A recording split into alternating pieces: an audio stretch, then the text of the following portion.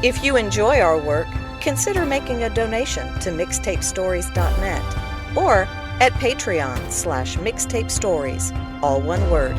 Thank you.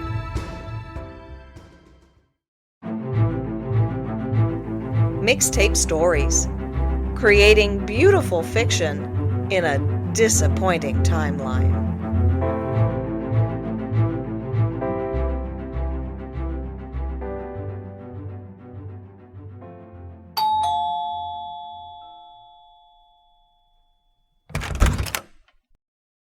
Hi, I'm Michael with Mixtape Stories. Do you have a moment to talk about Halt and Catch Fire, the greatest TV series that hardly anybody has ever watched, and how it shaped my life? You do? Awesome. Where should I begin? It's 2014.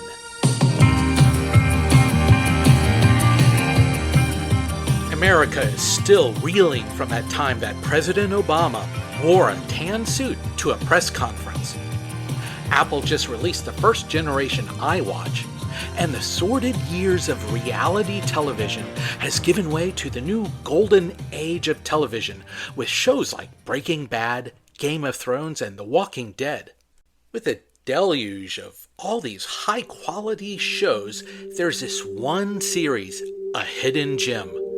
I'm speaking about AMC's TV series Halt and Catch Fire, with the showrunners Christopher Cantwell and Christopher Rogers.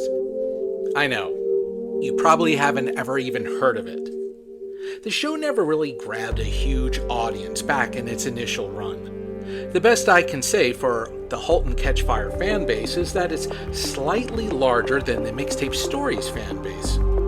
In a nutshell, Halt and Catch Fire is a period drama centering around four main characters who endeavor to shape the emerging information age that began with the PC revolution in the early 1980s and follows the characters over 4 seasons into the early internet age of the early to mid 1990s. But it's so much more. I'm not going to go over every episode as there are a total of 40 of them, 10 episodes per season. Instead, I'm going to give a rundown of only the first season with glimpses of what follows. But in the end, I hope that you too will become an acolyte of Halt and Catch Fire. This episode is going to contain some spoiler-heavy stuff in Season 1, so if you're spoiler intolerant, I'd run out of the room right now. Now, let's turn on the power button on that clunky beige monitor and get to it. It's 1983. Sally Ride becomes the first American woman in space. All the kids are singing that Ewok Jub Jub song from Return of the Jedi, and Michael Jackson's blown everyone's minds with that insane moonwalk of his. And out in Texas, a gorgeous man, played by Lee Pace, wearing a tailored suit and driving a Porsche, shows up at UT as a guest from IBM to speak to a class of computer science majors.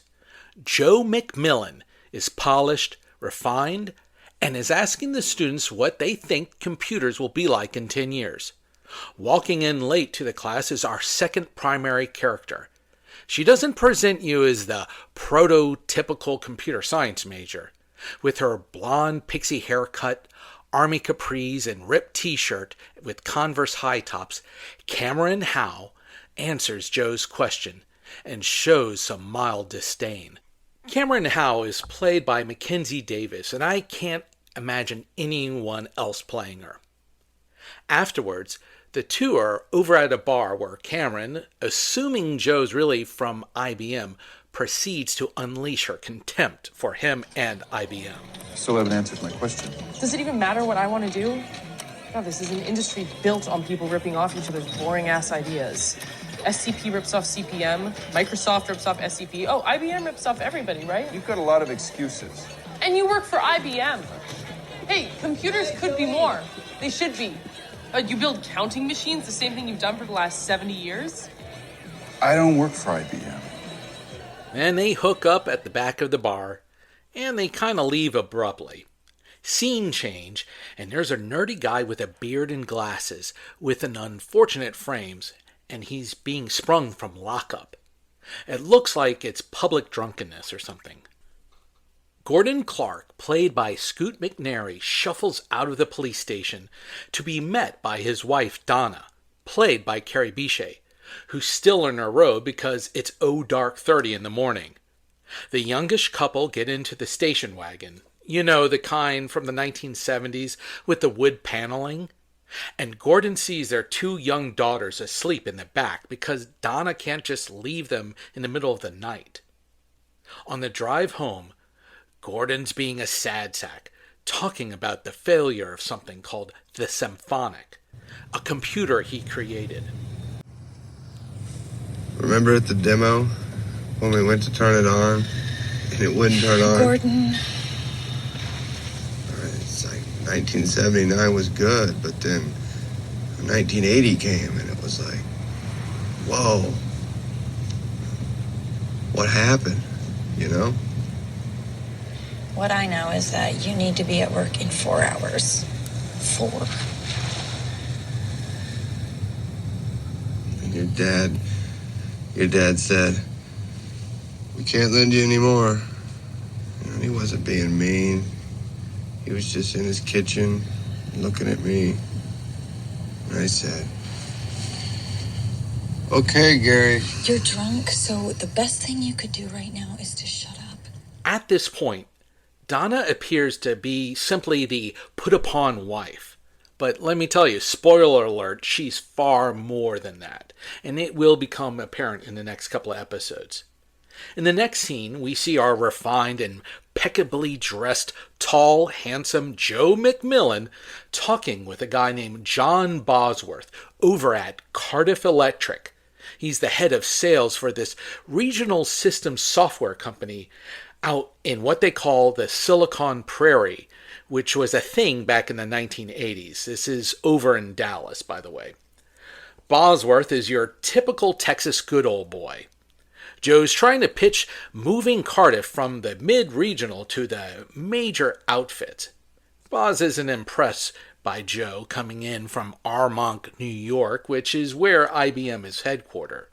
Joe manages to get Boz to hire him as a sales manager, but he's got to show the numbers. As Joe gets a job over at this rando company in the Silicon Prairie, we then see Gordon Clark drive up in the office park in a shitty old Datsun, one that my parents had, by the way. And some asshole parked his Porsche in his parking spot, and he makes his way over to his little cubicle. Looks like Joe's all ready to get to work because he's going to meet some of Cardiff's clients for lunch. And he looks like he's just trying to find any sales engineer, so he picks, apparently by random, Gordon Clark to come with him for lunch. The clients are having lunch with Joe and Gordon over by the side looking very uncomfortable in his earth tones and nursing a hangover. And the clients are thinking about switching from Cardiff to Electric to IBM. And this is where Joe starts his spiel. I worked there. Nobody ever got fired for buying an IBM, right?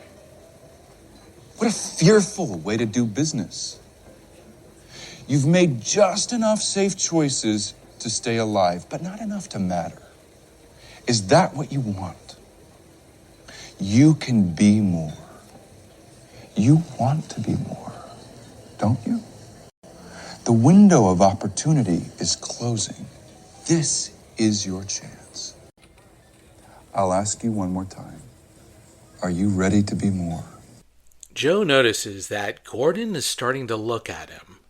And as Joe is speaking to the client, he is turning back to Gordon, as if the words are directed to him. There's something in that moment that makes me suspect that Joe didn't just pick Gordon randomly. Back at the Clark's ranch-style home in suburban Dallas, there's tension between Donna and Gordon. Gordon's being a real pill, doesn't deal with the housework or help her out, Though we find out that Donna is working full-time herself over at Texas Instruments. We don't know what she does yet, but she is technically minded as well. That much we are beginning to infer. The decor here is so spot on. Everything from the house to the way that Donna dresses and Gordon dresses. Even though it's the early 1980s, it's more 1970s with the wood paneling. It's exactly the way normal people who aren't hip or cool dressed and decorated their homes back in the early 80s. The following morning, Joe approaches Gordon with an old article that Gordon wrote in Byte magazine called The Future of Open Architecture. I'm not in the mood. All right, why don't you go blow dry your hair some more or something? Don't you realize what you wrote?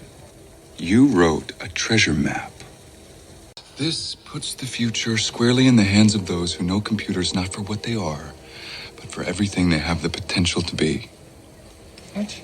You know who said that? No, I don't. You did. Page 36, closing paragraph. Computers aren't the thing. They're the thing that gets us to the thing. Joe's not finished with Gordon. We learn that Joe was at something called Comdex 2 years ago, a computer dealer's exhibition, where Gordon and Donna Clark debuted their ill-fated symphonic. According to Joe, the symphonic was ahead of its time.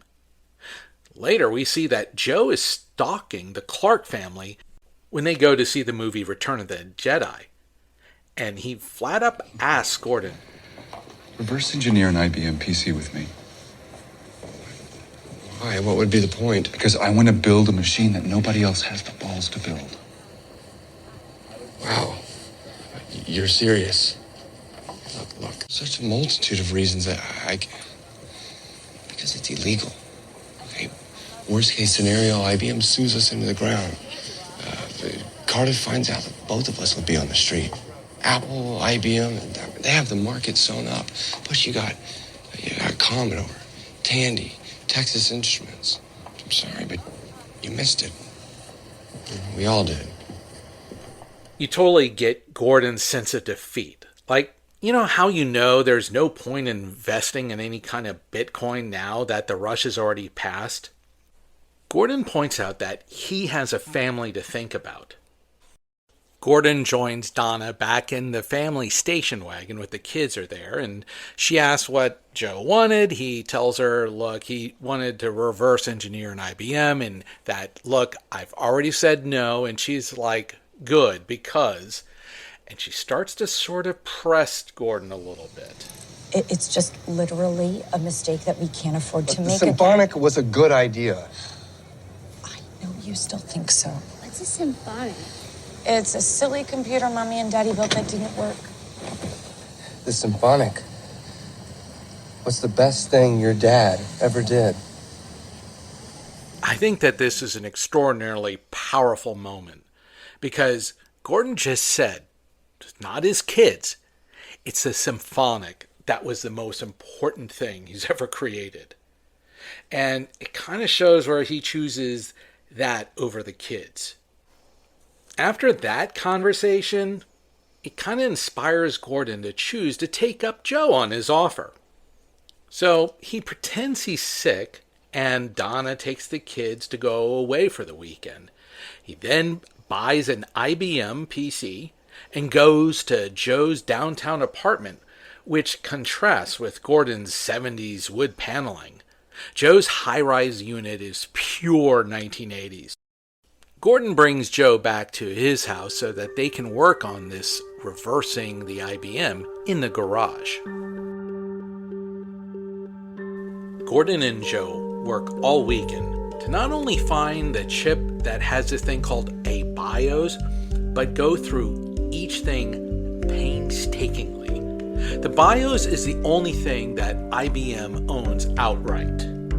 That's the whole deal with open architecture with these PCs. Gordon doesn't tell us exactly what a BIOS does, but we infer that it's important. This is what I love about the show. Whether it's a discussion between Boz and Joe on the industry itself, or Joe and Gordon copying the coding, we the audience aren't being expositioned, but rather we're kind of like a fly on the wall. They're talking to each other as colleagues, as you would in the industry. But somehow you can get the idea that there's something important, we got it. Donna returns early from the weekend with the kids to find Joe and Gordon working in the garage, realizing he lied to her. Why would you lie to me? Hold on, I did not lie to you about did. anything. You lied. No, I did not lie to you. This is right going here, backwards. this is what I want to do with my Yes, life. but don't you realize what you're risking? Don't you realize what you have now? Well, it's not enough. Okay, I'm sorry, it's not enough. Well, it always has been enough for me. Come on, Donna, But then I didn't guess mean it I like never that. had the burden of believing that I was some misunderstood genius. What I find important here is that Donna suddenly resents not only that Gordon feels entitled to be burdened and believing that he's the only misunderstood genius, she's having a realization of her own priorities. The following day, IBM gives John Bosworth a call. It's here that we learn that Joe absconded from IBM months ago. But now, Joe got Cardiff in a heap of trouble, as Joe just told IBM that Cardiff reverse engineered their PC.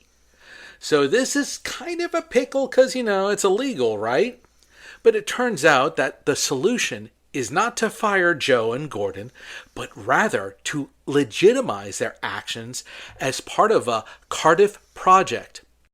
The idea is that now that they reverse engineered the BIOS, they have to hire someone to create the BIOS to perform the specs, but neither Gordon nor Joe can show the programmer, whoever that is, how to build the BIOS.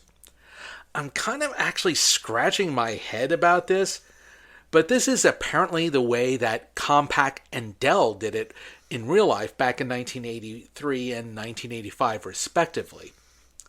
Those just so happen to be based in Texas as well. So, they need a crack programmer.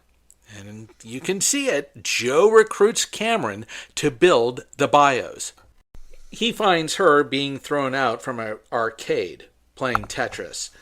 Donna throws her support for Gordon to build the PC because she knows he feels that this is his chance to undo the damage from the failed symphonic. Boz meets with the PC team, Joe, Gordon, and this new chick, Cameron Howe. Welcome to the tiniest, leakiest lifeboat you ever tried to paddle a shore in. Like, I had some numbers run. Looks like this PC business is going to cost us upwards of $2 million just to get in the door. So in order to reach that perfect world where we actually start selling things rather than running from the boogeyman, there will be some rules. One, no bullshit. Sorry, what constitutes Whatever I damn say it is. Two, hours are now from when this meeting is done until when you die. The army of IBM attorneys arrive at Cardiff, and Boz and the team all play it off like Boz planned it this whole time, and it's part of the deal.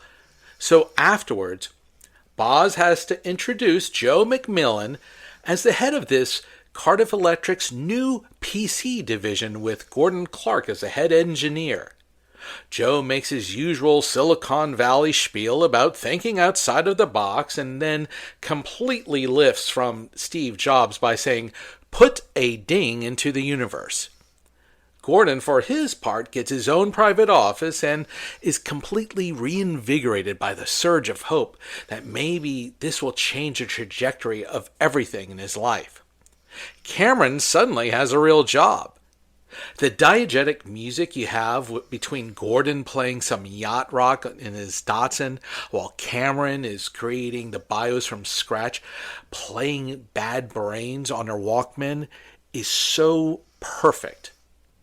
It all seems fine until IBM strikes back by raiding Cardiff's clients. Cardiff is forced to fire a bunch of employees, and suddenly Gordon realizes that far from playing 3D chess, Joe has no plan to deal with this. Cameron disappears for a moment while Joe's dad at IBM wants Joe to return. So all of this culminates into some confrontation out in the parking lot between Joe, Gordon, and Cam outside that's getting physical, and Gordon sort of pushes Joe, and Joe's shirt rips open, and they see these scars on his bare chest. I was 9. There were some boys in my school who used to chase me. 58 championship, greatest game ever played. And I didn't see a single snap. I was hooked up to machines at St. Peter's. To this day, I don't blame them. I don't think they meant to chase me off the roof. After IBM, I went across the country just looking for answers. And I'd read your article, and I couldn't stop thinking about it. Open architecture, the idea of it, as a way of life. It kept me up at night. It made me that kid again. And I tracked you down to Comdex and watched as they chased you, too, and your beautiful machine right off the ledge. When I saw you, everything about you threatens people. I thought that maybe we could do this precisely because we're all unreasonable people, and progress depends on our changing the world to fit us, not the other way around. I think it's here at the end of episode 2 that we begin to truly understand Joe's motivation. He thinks of himself as an outsider, just as Gordon and Cameron truly are. Joe recognizes their brilliance, and he does have a vision. The funny thing is that Joe didn't really have precisely what that vision was when he rolled into Gordon's parking spot a week before. But Cameron, the proto-hacker, and Gordon, the builder, whatever this vision is that will emerge, it has something to do with people like Gordon and Cameron. And we know that Gordon put his entire soul and family and marriage on the line before, not to mention his father-in-law's money. Joe is desperate to set himself apart from his father, desperate to be someone like Steve Jobs. But he's not an engineer or a programmer. But he wants to smash the old order. And I believe it is at this point in the series, it's all about self-aggrandizement for him, as we will see. But I wanted to pause here and tell you something very personal. Halt and Catch Fire hit me hard when I first saw this in 2014. It struck me in a way that only those who've put themselves out there and have failed repeatedly could understand. Let me rewind a bit. It's 2010. Amy Winehouse is alive. The Walking Dead debuted to rave audience reviews, and I've just self-published my first novel, Scourge of an Agnostic God. It's what I like to call a feel-good apocalyptic story of self-emergence. So here's the premise. Chris Young, an Intel analyst living in DC, is suffering from unceasing panic disorder when a mysterious series of EMPs strike across the globe and plunges the world into darkness. Motivated to bring his pregnant wife to safety, the two make their way on bike into the Shenandoah Valley, where they come across others trying to survive in a world where all of the support mechanisms of our modern world have ceased. They battle the collapse and the opportunists to forge a new community, and along the way, Chris comes to address his addled mind and finds his authentic self at the end of civilization. The premise was inspired by my own experiences with panic disorder. Anyone who's been through that, or depression or anxiety disorder, understands that it does feel like an apocalypse in its own way. So as a creator would, I transformed my experiences into a narrative exploring the journey from one's own apocalypse to the other side. I did so for a variety of reasons. I wanted for others who've experienced the same thing to know that they're not alone. I also did it because my pain had to count for something. It's self-aggrandizement at its finest, but it's also honest. And like any good artist would, I put it out there to any literary agent that would take it. None of the literary agents bit. I didn't know a soul in the publishing industry in either New York or LA, and I can assure you that 99% of the legacy published novels out there were possible because the author knows someone. So I decided to self-publish instead. Over the next couple of years, I spent about 10 grand on marketing Scourge of an Agnostic God and the sequels. Understand that my wife and I weren't wealthy. Still aren't. We had young children and regular day jobs, but my wife supported me in my effort to get the Shift trilogy to the masses. And it failed. It didn't make a dime. I put my soul out there, and the worst possible thing happened. Silence. And then in 2013, I did it all over again with Here We Are Now. You might recall the miniseries from 2025. In the same fashion, after having 100% rejection from the literary agents, I self-published it and hawked my book wherever I could, and wound up with the same result. I had spent tens of thousands of dollars trying to bring my stories to the masses.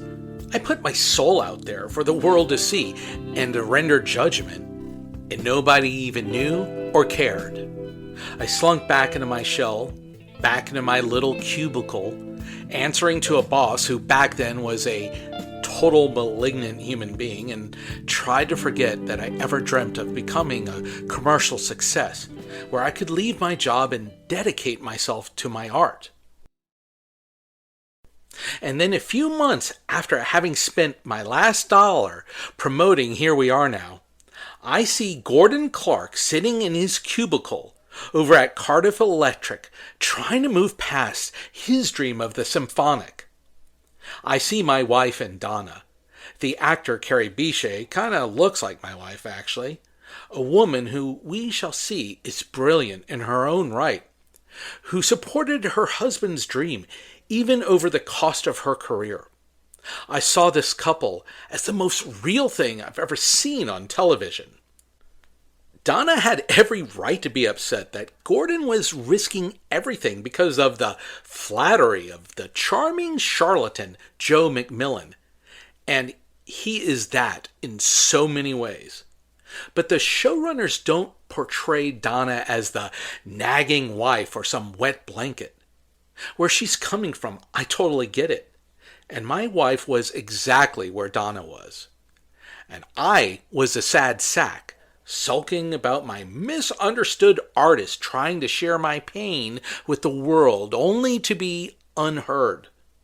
So, my initial love for this show is deeply personal because I'm identifying with both Gordon and Donna and their respective struggles that resonate with me. But as the season progresses, I start to appreciate other things about the series, namely how they present the world in 1983. Joe's forced Cardiff Electric to go into the PC business when they were a system software company. But Joe doesn't want any old IBM clone beige box. Joe McMillan wants Cardiff PCs to be portable. That is, to weigh no more than 15 pounds. I know, 15 pounds, right? Today, our desktops weigh less than that. But in 1983, Joe is talking about developing something that one day we will call a laptop, which simply did not exist yet. Understand that back then, the most advanced PC was the IBM XT, which had the standard beige box, had probably weighed about 20 some odd pounds, and it had about, 120 kilobytes of RAM. Not terabytes, not gigabytes, not even megabytes. We're talking kilobytes. 5 of your average term papers would exceed the XT's RAM. While trying to make this insane portable computer idea possible, Gordon ends up asking Donna for help, who's busy working on her own project over at Texas Instruments. But lo and behold, Donna comes up with this brilliant idea of using both sides of a motherboard, which I think is that green card thing inside the CPU. Donna's abilities become even more apparent when catastrophe strikes. Cameron's been working on the BIOS in the supply room, blaring punk rock music on some speakers, when Cam notices that the computer is fried. All of the memory's gone. Apparently, there was a short when the janitor was sent in to clean the room with a vacuum cleaner. This is terrible because it just so happens that Joe invited someone from the Wall Street Quarterly to do a story on Cardiff that very day. Their journalist doesn't seem interested at first, that is, until he sees the commotion and learns that the lead programmer just lost all of her work. Cam backed up her work on the floppy disk, but they too have been degassed. Like because she was blaring him music on speakers and that could erase disks. Joe tries to steer the Wall Street Quarterly guy away, but he's staying. Desperate, Gordon calls up you-know-who, Donna, to unscrew the matter, which totally surprises Joe. Donna has to leave her own job over at Texas Instruments, drag the kids over with her to Cardiff, where she analyzes the problem. She figures out how she can retrieve the data using some techniques that I'm sure I don't get at all, but everyone on the team is like blown away by her solution. It's in this episode where Donna and Cameron first meet, and their interaction isn't what I'd call too positive. Donna's asking Cameron about the work she might have saved on the discs. Okay, how about a list of files? Do you keep anything like that? No. When you're in the flow of creating something, you don't just stop for some mindless bookkeeping. Right, which is why we're here right now. Oh, who are you anyways? Just somebody's mother? But do you have any clue what it's like to work close to the metal? Like any idea what I've lost? Well, FYI, I am also an engineer with a degree from Berkeley who's not only created my share of code, but given birth to 2 real humans. So yeah, I am somebody's mother. And you could use one right now because, frankly, you're a mess. Leave me alone. Go burn a bra or something. That's great. Sally Ride just went to space and here's you screwing up at work and lashing out like a child at the people trying to help you. You slept with the boss to get here now. I know why you had to. Oh, I'm still sleeping with him, in case you're wondering, bitch. Oh, wow. You really don't think much of yourself, do you? Go to hell. Even though Mackenzie Davis playing Cameron and Carrie Bichet playing Donna are only 4 years apart in reality, I swear, I see a generational gulf between the two. After Donna saves the day, she checks the floppies and discovers that they weren't the ones that Cam used. She puts it together. Joe orchestrated the entire event. They were degassed all right, but one of them had a spreadsheet on it, another part of a game. Cameron's sloppy, but she's not that sloppy. She would have used clean disks to back up on, not those. You engineered this. You got her out of the room somehow. You made the power surge happen, but you grabbed a bunch of random disks, didn't you? And demagnetized them all before swapping them for Cameron's. All of this for a little publicity? Don't underestimate it. He came in here today with zero interest in what we were doing. Now, whether he writes that we're geniuses on the cusp of something great or misfits who almost crashed and burned, at least he'll write something. And right now, that's all we need. And Cameron, who's sleeping with you, she's just collateral damage? She'll get over it. Plus, she's learned to be more careful. Joe's already proven that he's willing to be a complete dick. He shit-canned a potential investor earlier on because he believed that this woman wouldn't be good for the company image, and now we see that all he really thinks about is the success of this project. Joe McMillan is Steve Jobs in the worst way, just as he's Mark Zuckerberg or Elon Musk. Joe represents everything of the tech bro ethic. And the writers showed this long before we were given the front row seats to seeing how the true nature of these tech moguls revealed how disgusting they really are. Cam completes the bios, and thanks to Gordon's connections with his father-in-law, they come up with an LCD screen, and Joe's ex-boyfriend, Joe's pansexual, comes up with the mold for a portable computer that will be named, ironically, the Giant. Think of the old movie James Dean, Giant. Cameron develops an interactive operating system that's way ahead of its time, that has a personality. Joe loves the operating system. Boz befriends a lot of the young code monkeys that hang out with Cam, and Cam and he start to become close, a sort of a father-like figure. Listen, now the theatrics out there today. Be more careful, Cam. I'm a big girl. I can take care of myself. Oh, yeah, I know that. It's plain as day. It's just... some people around here, no matter what they say, even what they think, part of them want to see you shit the bed on this thing. Why's that? Because you're the future. Ain't nothing scarier than that. I mentioned Comdex earlier. It's the Computer Distributor Exhibition. Well, it's coming up, and Joe tries to freeze Gordon out from going because he's saying, well, people still remember the failure of Symphonic 2 years earlier, which only infuriates Gordon. But things are getting really screwed up because Nathan Cardiff, the owner of the company, says the money's run out of the project. There's no more money for the PC project at all. Bosworth, the good old boy, tries to reason with Nathan.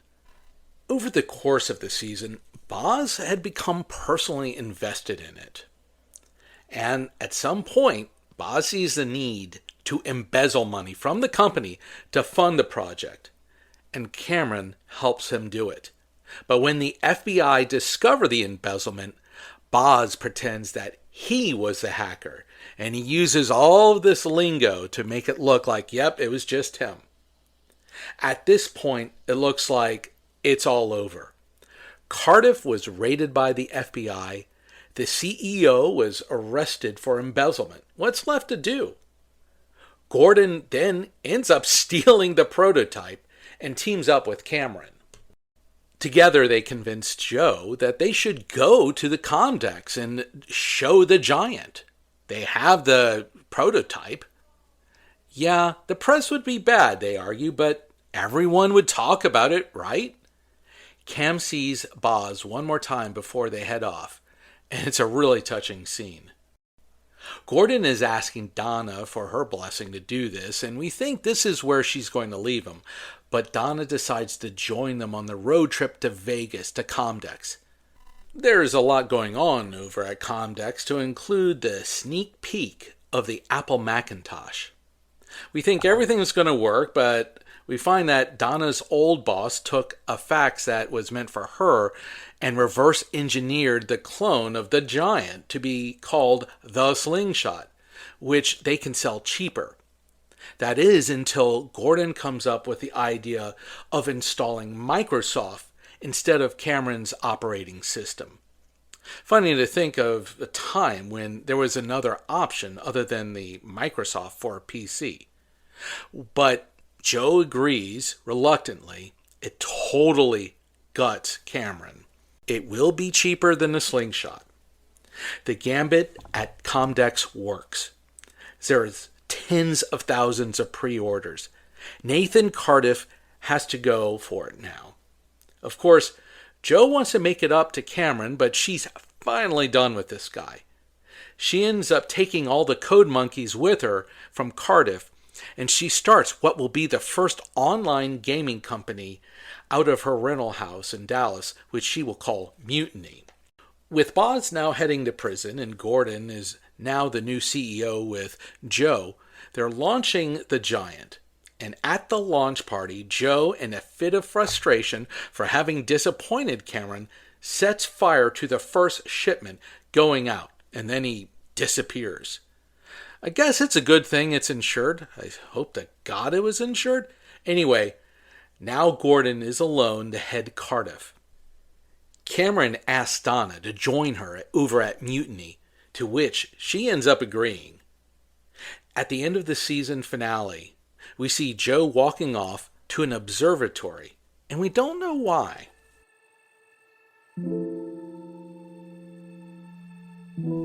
Over the course of the following 3 seasons, the careers and the lives of our characters will evolve.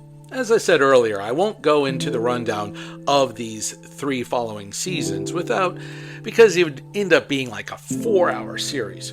What I can say is that Donna and Cameron will run this makeshift online gaming company called Mutiny out of a house in Dallas with the old crew of Code Monkeys from Cardiff.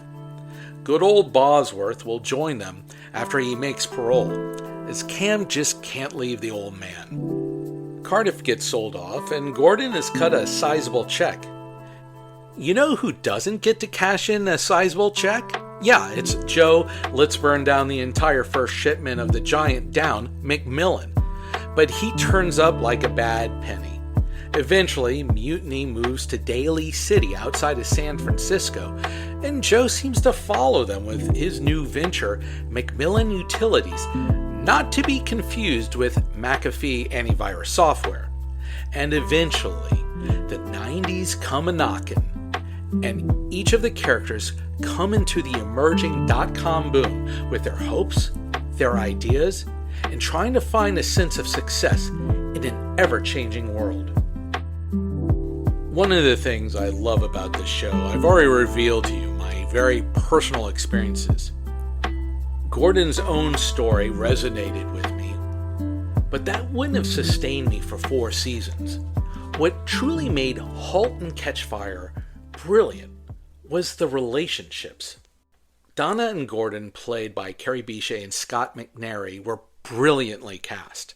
Funny thing about that, they had played a married couple previously 2 years earlier in the movie Argo. I think the casting directors could see the chemistry. If you didn't know this, a good marriage is always an interplay between suppressed annoyance and recurring sexual desire. As I mentioned earlier, Donna represents so many professional women who are brilliant, who have sacrificed so much for their kids and their husbands. But she starts to emerge as her own power in the later seasons. Gordon knows how lucky he is, but he can't let go of wanting to put a dent in the universe.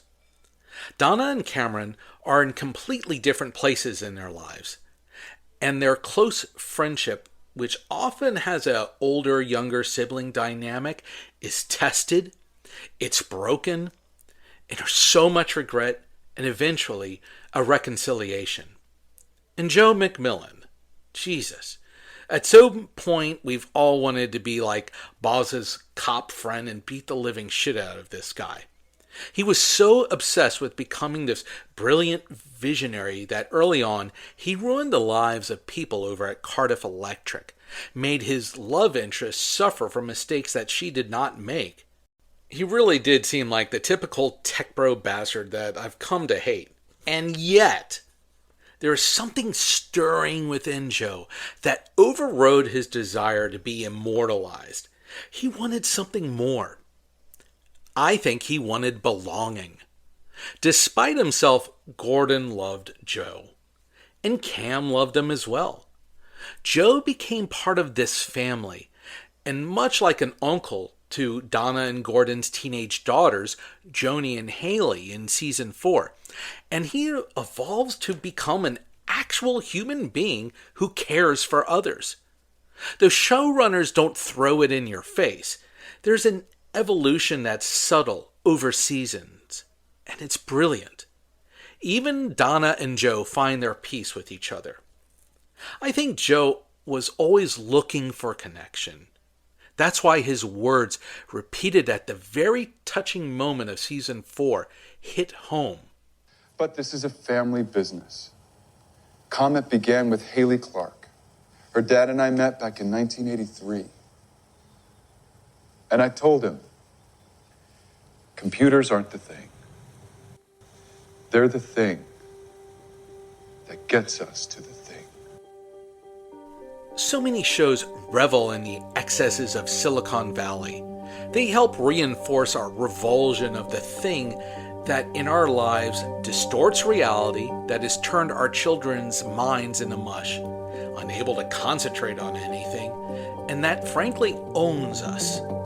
There is no aspect of our lives that is not touched by the information age.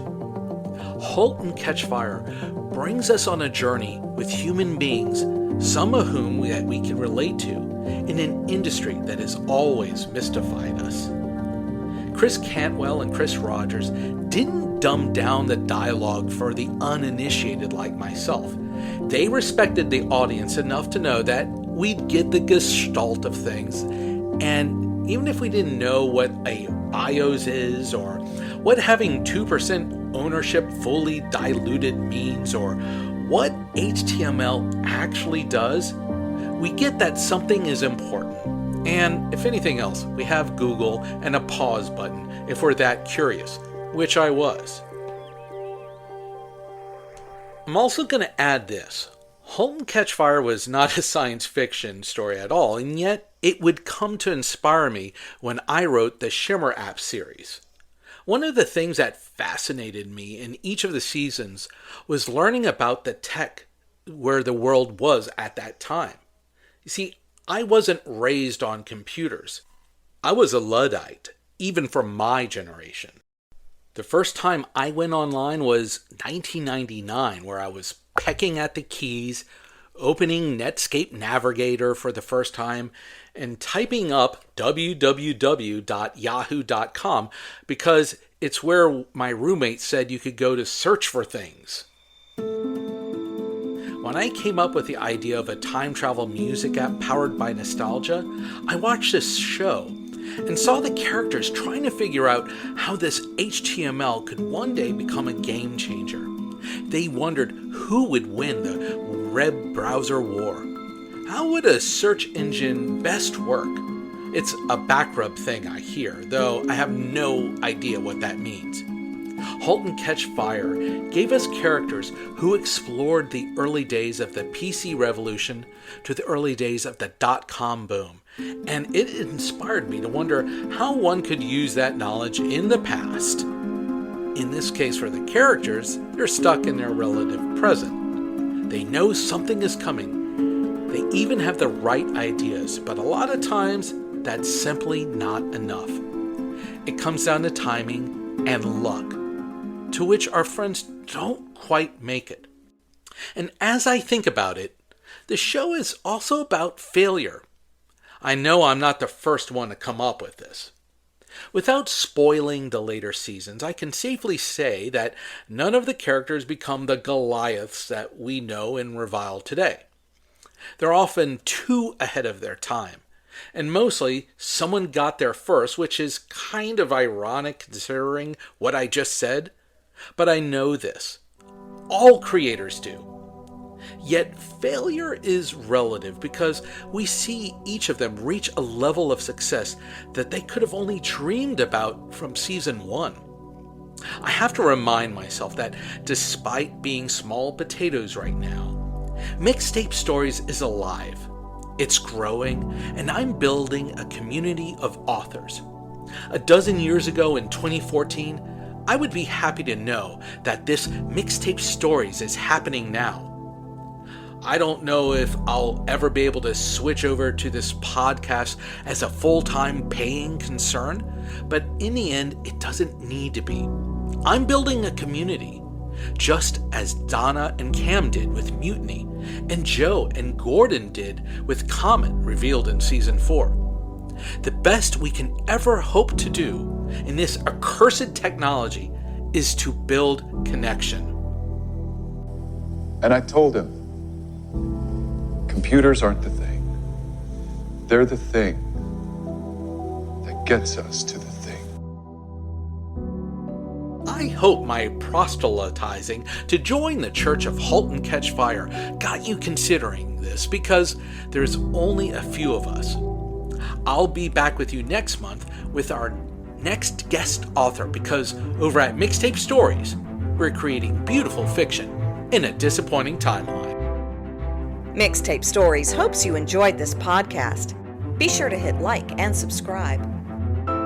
Most of the background music has been provided by Mixkit. In this episode, you also heard Red Eye by The War on Drugs, Keep Feeling Fascination by The Human League, Home by Edward Sharpe and the Magnetic Zeros, and Scenic Route by Paul Hassinger.